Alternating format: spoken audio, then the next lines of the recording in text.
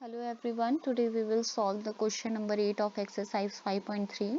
Previous questions को that is up to question number 7 को हम पिछली वीडियोस में सॉल्व कर चुके हैं और इन क्वेश्चंस में एक्सरसाइज 5.3 के क्वेश्चंस में बेसिकली हम डील कर रहे हैं सम ऑफ द गिवन टर्म से। ठीक है, तो आपका क्वेश्चन नंबर 8 स्क्रीन पे है। Find the sum of the first 51 terms of an A P whose second and third terms are 14 and 18। तो यहाँ आपके पास गिवन सॉल्यूशन क्या है, आपके पास गिवन A2। फर्स्टली आप लिखा करो जो आपके पास गिवन है, तो आपके माइंड में ज़्यादा क्लियरिटी आती जाती है। an का फॉर्मूला क्या है, a plus n minus 1 into d, right.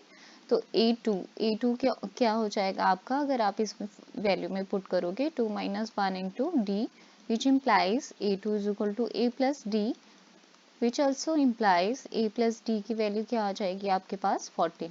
This is equation 1। Similarly A3 क्या है आपके पास गिवन 18 है, बट अगर फॉर्मूला के थ्रू आप निकालोगे इस फॉर्मूला के यानी टर्म वाले फॉर्मूला के अकॉर्डिंग, तो ये आ जाएगा 3 माइनस 1 इंटू डी। तो A3 कितना आ जाएगा a प्लस 2d, और which implies a plus 2d is equal to कितना है आपके पास, कितना आएगा 18 आएगा। तो दिस इज इक्वेशन 2। ये आपके सिंपल लीनियर इक्वेशंस बन के इनको आप सब्ट्रैक्ट करो। ऑन सब्ट्रैक्टिंग 1 फ्रॉम 2, इक्वेशन 1 को हमने 2 से क्या किया, माइनस किया, दैट इज सब्ट्रैक्ट किया। तो यहाँ पे a plus 2d is equal to 18 और a plus d is equal to 14, right. ये माइनस करोगे आप तो ये कैंसिल आउट हो जाएगा और ये कितना आ जाएगा, d इज इक्वल टू 4 आ जाएगा। Then put d is equal to 4 in equation 1। तो a आपको मिल जाएगा इस इक्वेशन से जब आप d की वैल्यू पुट करोगे। तो a कितना आ जाएगा आपका 14 minus 4, which implies a is equal to कितना आ जाएगा 10। तो आपके पास दोनों वैल्यूज आ गई, a की 10 और d की 4। अब तो आपसे मतलब कि कुछ भी सॉल्व करने को बोल सकते हैं। अब n भी गिवन है यहाँ पे, n इज इक्वल टू 51। तो Sn का फॉर्मूला जब आप यूज करेंगे it is n upon 2a plus n minus 1 into d, right. तो S51 क्या है, 51 अपॉन 2 इंटू a, देखो a कितना है यहाँ पे, a 10 आई थी आपकी a की वैल्यू, n की 51 माइनस 1 इंटू डी की वैल्यू क्या आई थी आपकी 4 थी। और फिर आगे फर्दर आप इसको सॉल्व करोगे तो S51 is equal to 51 upon 2 20 plus 50 into 4। S51 क्या है, 51 अपॉन 2 20 प्लस 200। S51 क्या है, 51 अपॉन 2 इंटू 220।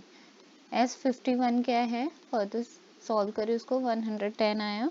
तो ये 51 को जब आप 110 से मल्टीप्लाई करोगे it turns out to be 5610। Now we will move to next question, that is question number 9. Question number 9 है, if the sum of the first 7 terms of an AP and that of 17th term is 289, if the sum of first 7 terms of an AP is, यहाँ पे sorry question थोड़ा सा is 49 and that of 17 term is 289, find the sum of n terms। तो यहाँ पे देखो आपका S7 given है, कितना गिवन है आपका 49, और S17 क्या है आपका 289 है। तो आपको क्या फाइंड आउट करना है, you have to find the sum of first n terms. तो हम पहले फॉर्मूला यूज करते हैं, उसके बाद कुछ आगे का देखते हैं, n upon 2a plus n minus 1 into D. तो यहाँ पे जब हम फॉर्मूला पुट करेंगे S7 is equal to 7 upon 2, ना हमें a की वैल्यू पता है ना हमें d की वैल्यू पता है, और लेकिन यहाँ पे n हमें पता था तो हम इसको जिस चीज़ की वैल्यू हमें पता है हम वो पुट करते जाते हैं। 7 माइनस 1 60 आ जाएगा और S7 इज इक्वल टू 7/2, 2 आपका कॉमन आ गया और A प्लस 3D, राइट। 2 से 2 कैंसिल हो गया और S7 भी आपके पास 49 गिवन था तो ये रहा 7A प्लस 3D।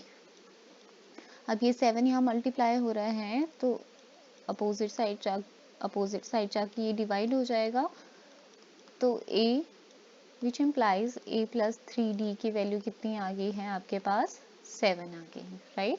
उसके बाद S17 गिवन है, सिमिलरली हम फॉर्मूला लगा देते हैं। S17 is equal to 17/2 2A plus n minus 1 into D।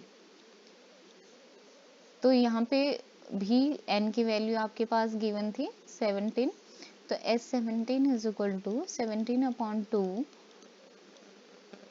2A plus 16D।